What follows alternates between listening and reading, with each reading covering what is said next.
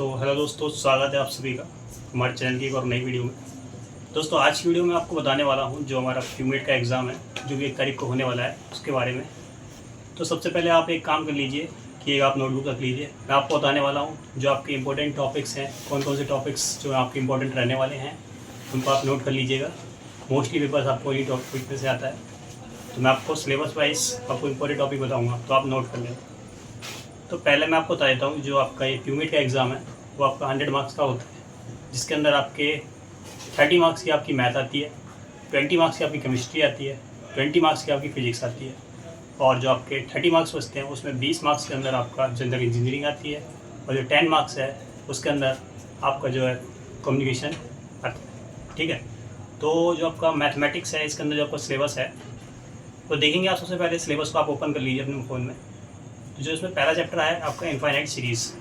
तो जो लास्ट के 5 ईयर्स के आप एग्ज़ाम देखेंगे तो इनफाइनाइट सीरीज़ के अंदर आपके मोस्टली 3 से 4 क्वेश्चन आ रखे हैं, जिसमें से आपके 2 हैं जो न्यूमेरिकल बेस्ड क्वेश्चन आए हुए हैं, 2 हैं जो आपके थ्योरी बेस आ रखे हैं। तो मतलब जो आपका इनफाइनाइट सीरीज़ है वो चैप्टर आपको मस्ट है करना। तो आप इस चैप्टर को करते हैं तो कम से कम आपको 3 से 4 मार्क्स मिल जाएंगे। ठीक है, और मैथ्स के अंदर जो आपका ईजी चैप्टर जो आपको करना चाहिए 100% श्योर वो है सेकेंड है लैपलास ट्रांसफॉर्म। लैपलास ट्रांसफॉर्म के डायरेक्ट फार्मूलेस क्वेश्चन पूछे हुए हैं, जिसको आप बिल्कुल जिसके फार्मूले हैं सारे 15 से 20 फार्मूले हैं, उन सबको आप रट लें या याद कर लें, जो भी कर सकते हैं। बाकी जो थर्ड आपका चैप्टर है वो है आपका वेक्टर वाला। वेक्टर के गेम के अंदर भी बहुत सारे फार्मूलेज हैं और डायरेक्ट फार्मूले पूछे हुए हैं पेपर के अंदर, तो आप इसको भी बिल्कुल कर सकते हो यार।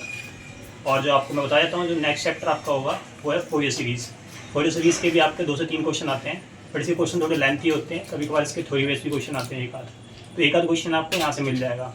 बाकी जो मैंने आपको बताया है मैथ्स के अंदर मोस्टली ये चैप्टर आपको करने ही करने हैं, इनफाइनाइट सीरीज़ करना है और आपको वेक्टर का क्वेश्चन करने ही करने हैं, सारे टॉपिक्स करने हैं इसके। और जो आपका लैपलेस है इसके सारे फार्मूले याद करने हैं आपको, जो स्टेप पॉइंट वगैरह जो भी बताते हैं इसमें। और जो पार्शियल डिफरेंशियल इक्वेशन वगैरह हैं इनको आप एक बार ऊपर से रीड कर लेना, क्योंकि इनके क्वेश्चंस तो आते हैं बट बहुत लेंथी होते हैं, तो पेपर में हो नहीं पाते, क्योंकि 100 मिनट ही मिलते हैं आपको 100 क्वेश्चन अटैम्प्ट करने के। ठीक है, तो जो आपके मैथ्स के चैप्टर मैंने बता दिए, इनफाइनाइट सीरीज़ करना है पूरा आपको, वेक्टर पूरा कर लेना है आपको सारे फार्मूले, और जो लैपलास है लैपलास के भी सारे फार्मूले याद कर लेने हैं। ठीक है, और ये पीडी का आपको बताया मैंने, पीडी एक बार देख लेना, इसका क्वेश्चन तो ईजी होता है पर लेंथी होता है। और जो आपका फोरियर सीरीज़ है तो फोरियर सीरीज़ के भी अंदर आप कर सकते हो, इसके अंदर क्वेश्चन आपके आसान होते हैं बट लेंथी होते हैं इसके। ठीक है, आ जाते हैं हम लोग फिजिक्स के ऊपर। तो फिजिक्स के अंदर आपको देखोगे बहुत सारे टॉपिक्स हैं, तो सारे टॉपिक्स करने आपको हैं ही। तो पहला जो ऑसिलेशंस है ये आपको बिल्कुल अच्छे से कर लेना है, ये लगा लो इसको पानी में घोल के पी जाना है इस चैप्टर को। ठीक है, क्योंकि ऑसिलेशंस के अंदर मैंने देखे हैं जो 4-5 साल के पेपर्स, तो इनके अंदर आप ऑसिलेशंस देखोगे मोस्टली 3 से 4 क्वेश्चन पूछे आ रहे हैं, और सिंपल क्वेश्चन क्या आ रहे हैं, जो इनकी फॉर्म होती है काइनेटिक एनर्जी को कैसे रिप्रेजेंट करते हैं, उसका फॉर्मूला क्या होता है, पोटेंशियल एनर्जी क्या होती है, ठीक है, इनका टोटल एनर्जी क्या होती है, इनके बीच में कॉम्बिनेशन क्या होता है, तो इन्हीं के ऊपर क्वेश्चंस मोस्टली आ रहे हैं। और एक आध न्यूमेरिकल आ जाते हैं जो आपकी ऑसिलेशंस होती है, जो उसका सिंप्लीफाइड फार्मूला होता है, तो फार्मूला आपको याद रखना है, उसमें फ्रिक्वेंसी निकालने का फार्मूला पूछ लेता है आपसे, ठीक है, ओमेगा निकालने का फार्मूला पूछ लेता है, तो आपको ये सारी याद रखनी है इसके अंदर। ऑसिलेशन चैप्टर एकदम मस्ट है आपको करना फिजिक्स के अंदर, जिसमें से आपकी श्योर शॉर्ट आपके 2 से 3 मार्क्स मिलने वाले हैं। ठीक है, सेकेंड आपको ऑप्टिक्स है।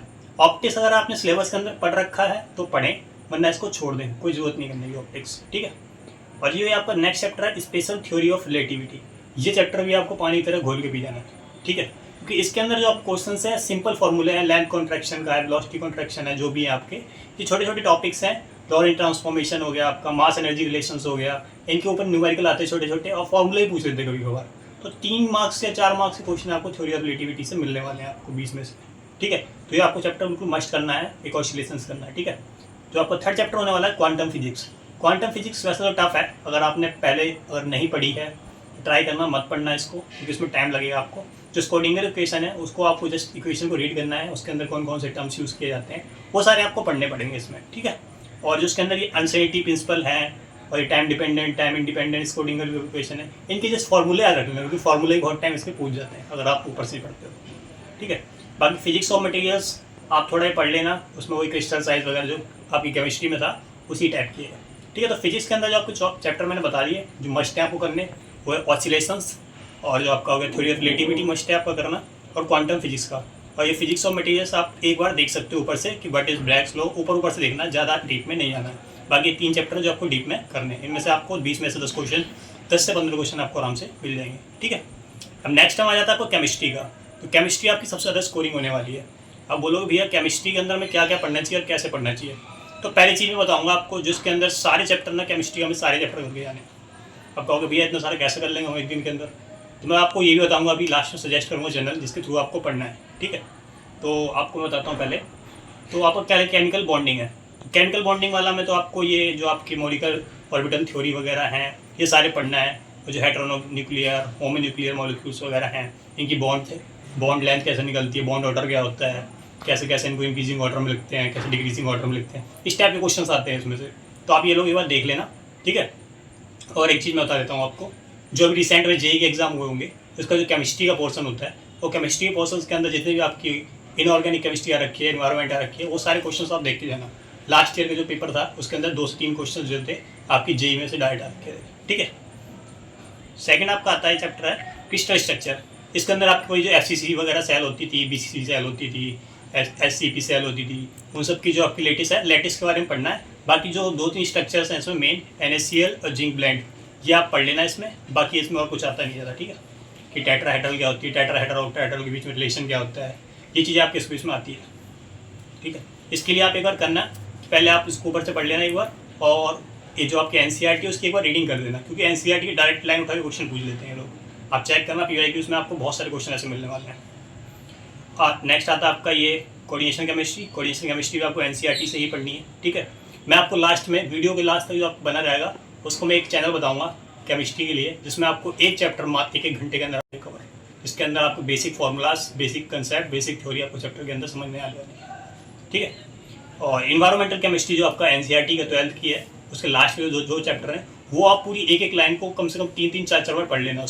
उसमें आपके मिनिमम से मिनिमम 2 से 3 क्वेश्चन बनने वाले हैं एनवायरमेंट में। ठीक है, तो आपको NCERT की 12th की एनवायरमेंट वाला चैप्टर है, और जो आपके पॉलीमर्स हैं, ये सारे चैप्टर्स आपको बिल्कुल 2 से 3 बार रीडिंग लगा देनी है इनकी। ठीक है, बात बचती है थर्मोडायनेमिक्स। थर्मोडायनेमिक्स आपका इंपॉर्टेंट चैप्टर है, और इसमें लिख के ले लो, आपके 2 से 3 क्वेश्चन आने वाले हैं। और क्वेश्चन मोस्टली आते हैं जो आपके इसमें सिर्फ फार्मूला है, आपको सारे सिर्फ फार्मूला याद रख के जाने हैं। फार्मूला के बीच में रिलेशंस पूछा जाता है इसमें डायरेक्ट, और कुछ नहीं आता है इसमें क्वेश्चन के अंदर। फर्स्ट लॉ क्या होता है, सेकंड लॉ क्या होता है, जीरोथ लॉ क्या होता है, ये सारे क्वेश्चन पूछे जाते हैं। बाकी रिलेशन वगैरह, डेल्टा एच, एंट्रोपी वगैरह, इस टाइप के क्वेश्चन इसमें मिलेंगे आपको। ठीक है, सॉल्यूशन मैं कहूँगा तो आप एक बार जस्ट फार्मूला देख लेना, बाकी डीप में मत जाना सॉल्यूशन के, इतना टाइम भी नहीं है हमारे पास, 4 दिन का टाइम है। ठीक है, आप पॉलीमर्स का मैंने बता दिया, सारे पॉलीमर्स याद कर लेना, और कौन कौन से पॉलीमर्स में कौन कौन सा कैटलिस्ट यूज़ होता है ये ज़्यादा यूज़ कर लेना। NCERT के अंदर आप पढ़ोगे उसके अंदर आपको 5 से 7 कैटलिस्ट के नाम मिल जाएंगे, तो वो सारे याद कर लेना। ठीक है, बात आती है जनरल इंजीनियरिंग। जनरल इंजीनियरिंग आपका ऑप्शनल रखो इसको। अभी जो सब्जेक्ट्स आपके हैं रिलेटेड, उस सब्जेक्ट का आपको पढ़ लो। जैसे किसी की आपका सेमीकंडक्टर होगा, किसी का डिजिटल इलेक्ट्रॉनिक्स होगी, अगर आपने वो सब्जेक्ट पढ़ रखा है तो जस्ट लास्ट के 1 दिन पहले उसको जस्ट रीड कर लेना, बाकी इसमें करने की कोई ज़रूरत नहीं है। नीचे आती है आपकी कम्युनिकेशन इंजीनियरिंग। कम्युनिकेशन इंजीनियरिंग आपका सबसे इम्पोर्टेंट टॉपिक है और सबसे आसान टॉपिक है। मैं कहता हूँ कि आप अगर 1 दिन पढ़ते हो तो 1 दिन पढ़ने पे आपको 10 नंबर इसमें आराम से ले सकते हो। तो इसके अंदर जो मेन टॉपिक्स होते हैं वो वर्बल, नॉन वर्बल कम्युनिकेशन वगैरह हैं, उन्हीं के पार्ट्स हैं। कैसे कम्युनिकेशन होती है, कैसे फिजिक्स रखना चाहिए, मतलब इस टाइप से क्वेश्चन आते हैं। तो इसके लिए आप छोटा एक वो ग्रामर वगैरह देख लेना, कॉम्प्लेक्स सेंटेंस वगैरह क्या होते हैं, सेंटेंस के अंदर क्या क्या होता है, क्लॉजेस क्या क्या होते हैं, कोई टाइप ऑफ क्लॉजेस क्या होते हैं, इस टाइप पे देख लेना। आप प्रपोजिशन क्या होती है, कंजंक्शन क्या होते हैं, तो ये अगर आप कर लेते हो तो 10 में से श्योरिटी है कि 6-7 क्वेश्चन का नंबर आप ले जाओगे। तो जो मैंने आपको टॉपिक बताया ना, वो आप टॉपिक नोट कर लेना बिल्कुल, और इन्हीं में से पेपर आने वाला है। लास्ट ईयर भी मैंने प्रेडिक्शन की थी, और पेपर जो आपका पेपर आया था 100 में से 60% पेपर इन्हीं में से आया था। तो मैं आपको पहले बता देता हूँ, जैसे आपको मैंने मैथ के टॉपिक बताए, 30 में से जो टॉपिक मैंने बताए हैं उसमें से आपको कम से कम नहीं तो 15 से 16 मार्क्स के क्वेश्चन श्योर मिलने वाले हैं मैथ में। फिजिक्स का मैंने जो आपको टॉपिक्स बताए हैं उसमें 20 में से 10 से 15 क्वेश्चन आपको मिलने वाले हैं। 15 क्वेश्चन वहाँ मिलने वाले हैं, 15 यहाँ मिलने वाले हैं, 30 हो गए। केमिस्ट्री में जो मैंने बताया आपको सिर्फ उतना पढ़ लेना, 20 में से श्योर कह सकता हूँ 15 से 16 क्वेश्चन आप बना के आ रहे हो।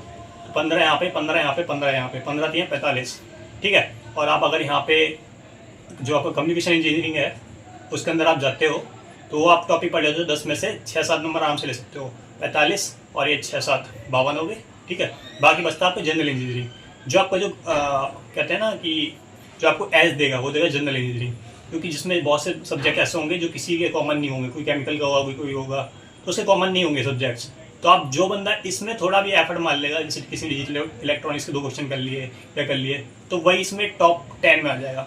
अगर आपने 50+ मार्क्स ले लिए तो समझ जाओ आप टॉप 10 के अंदर हो। ठीक है, लास्ट ईयर जो आपकी कटअप गई थी, जो आपका टॉपर था उसके 57 मार्क्स थे, और सेकंड जो हाईएस्ट मार्क्स गए थे 56 मार्क्स गए थे। जो 56 मार्क्स थे उसको मैंने टीच किया था, मेरी मेंटरशिप द्वारा दिया गया था। तो मैं आपको जो मैंने अपने क्वेश्चन बताए हैं, मैंने आपको जो चैप्टर्स बताए हैं, वो आप अच्छे से कर लेना। ठीक है, बाकी जो मैंने चैनल का नाम बताना है वो आपको मैं कमेंट में बता दूंगा, उस चैनल से आपको पढ़ लेना है। वो आपकी 1-1 घंटे के अंदर केमिस्ट्री के सारे चैप्टर कवर हो जाएंगे। और फिजिक्स के लिए आप जो क्वांटम के लिए संजू फिजिक्स को कर सकते हो रेफर। मैथ के लिए आप थॉमस की बुक है, जो उसके सॉल्व एग्जाम्पल्स हैं, उनको आप एक बार थॉरली रीड कर लेना। मैंने देखे हैं कि उससे सॉल्व एग्जाम्पल सीधे आ रखे हैं, तो आपको सॉल्व भी नहीं करने पड़ेंगे, सीधे आप आंसर कर लोगे, यहाँ पे आपको एक एज मिल जाएगा। ठीक है, और फिजिक्स की बात करी, मैंने फिजिक्स के कुछ टॉपिक्स बताए जो आपको एनसीईआरटी से रीड करने हैं। केमिस्ट्री के कुछ टॉपिक बताए जो एनसीईआरटी से एक बार रीड मारने हैं उनके। ठीक है, आपने इतना कुछ कर लिया ना, तो आपको टॉप 5 या टॉप 3 के अंदर आने से कोई नहीं रोक सकता। ठीक है, धन्यवाद दोस्तों, आज की वीडियो में यही था। और आपको मैं बताना चाहता हूँ, अगर आपको ये वीडियो अच्छी लगी है तो वीडियो को लाइक करना, शेयर करना, और हाँ, पेपर का जो रिजल्ट आता है वो जरूर शेयर करना कि मेरे बताया हुआ आपको प्रेडिक्शन कितना हेल्पफुल हुआ। ठीक है, तो आपकी जो 4 दिन की स्ट्रेटेजी है मैं बता देता हूँ क्या रखो। पहले दिन अपना आप कवर करो, जो आपका फर्स्ट डे है उस दिन आप कवर कर लो, सारी इंग्लिश कर लो, कम्युनिकेशन। सेकंड डे है जो आपका, सेकंड डे में आप ट्राई करो जो आपकी केमिस्ट्री है वो आपको 1 दिन के अंदर सारी हो जाएगी, केमिस्ट्री हमसे करोगे। ठीक है, और जो आपकी मैथ आपको पर डे करना है, पर डे की 1 चैप्टर करना है मैथ का, 1 सब्जेक्ट और मैथ का 1 चैप्टर रोज करना है आपको। ठीक है, पहले दिन आपका ये हो गया, सेकंड डे आपका हो गया केमिस्ट्री मैंने बता दिया, थर्ड डे आपको फिजिक्स कर लेनी है, और जो 4th डे है, लास्ट डे, जो आपके जो अदर सब्जेक्ट्स बचते हैं इंजीनियरिंग के, वो आपको करने हैं। ठीक है, ऐसे आप करोगे तो 4 दिन के अंदर ही हो जाएगा। और जो आपका लास्ट डे बचता है, लास्ट डे से 1 दिन पहले आपको 1 से 2 1 पेपर या 2 पेपर आप जो है ना मॉक लगा लेना, उससे आपको ना एग्जाम टेम्परामेंट मिल जाएगा। क्योंकि मैंने देखा है बच्चे पेपर देने जाते हैं पर एग्जाम टेम्परामेंट नहीं होता उनके पास, जिसकी वजह से क्या होता है कि पेपर तो पूरा आता है लेकिन वहाँ पे लिख नहीं पाते। ठीक है, तो आप जो मैंने आपको बताया शेड्यूल, इसको फॉलो करना, आपको देख लेना, आप जरूर टॉप 10 में आने वाले हो। ठीक है, धन्यवाद दोस्तों।